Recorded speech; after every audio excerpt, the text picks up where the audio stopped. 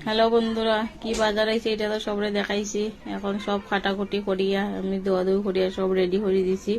এখন রান্না শুরু করবো, দেখতে থাকেন রান্না করি। যে প্রথমে মুরগির মাংস বানাইলাম, তেল গরম হয়ে গেছে, ধনিয়া অল্প, পেঁয়াজ, শুকনো মরিচ, তেজপাতা দিয়ে আমি এটা কম জাল দিয়ে বানাইনি, আমার ছেলে খাইতে। পেঁয়াজ লাল হয়ে গেছে, এখন আদা রসুন পেস্ট, আদা রসুন পেঁয়াজ এখানে দিচ্ছি অল্প,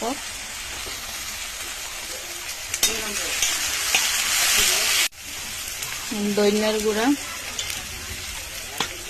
জিরার গুঁড়া, হলদির গুঁড়া, লবণ, নাড়াচাড়া করে দিই, অল্প মরিচের গুঁড়া দিই। আমার ছেলে খাইব তো লবতার দিকে অল্প মরিচের গুঁড়া। মশলাটা ভালো করে কষাই দিই, মশলার লগে আলু একটু স্বাদ লাগবে।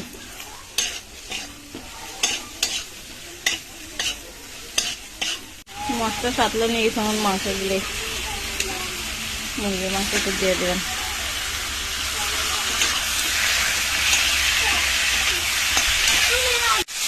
ভালোটিকে নাড়াচাড়া করিয়া দেখতে দেবেন। এখানে আলু ভাজা দিছি না, কোন সময় আলু ভাজা দিয়ে আসছে, আলু ভাজা ভাজি না, একলগে কাঁচা আলু দিই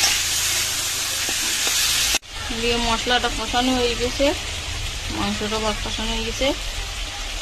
একটু গরম মশলা দিলে এখানে। এইদিকে আমার ডাইলও বয়েছি, ডাল সিদ্ধ অল্প জল দিলেই।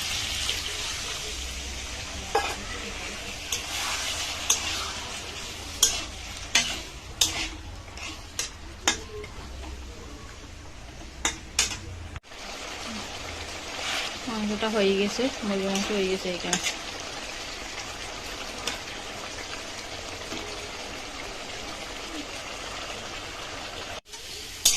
মাংস করতে করতে ওইদিকে ডালটা হয়ে গেছে, এখন ডাল সম্বাসটাও দিয়ে দিই।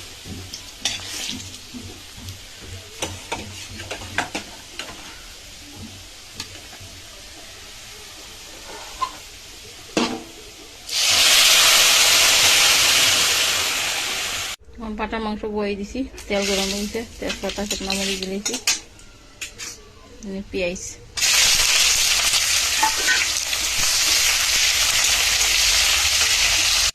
পেঁয়াজ লাল হয়ে গেছে, এখন আদা রসুন পেস্ট,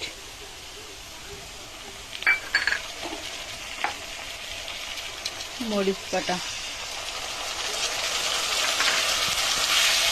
একলগে সব গুঁড়া মশলা দিই। জিরার গুঁড়া, ধনিয়া গুঁড়া, মরিচ গুঁড়া, হলদির গুঁড়া, লবণ, সব দিয়ে বালাটিকে মশলাটার বালাটিকে কষাই মাখন। মশলাটা কষাই লিছি বালাটিকে, মাংস দিয়ে দিই।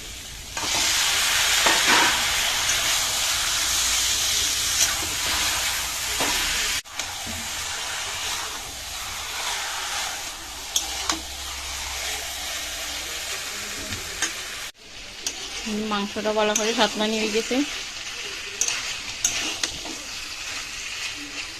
এখন জল দিয়ে দিই।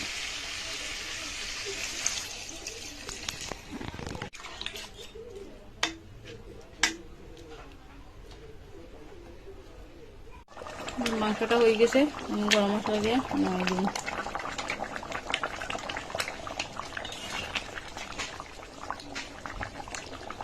রান্নাটা কিরকম হইলো একটু কমেন্টে জানাইবেন। Tata, bye bye.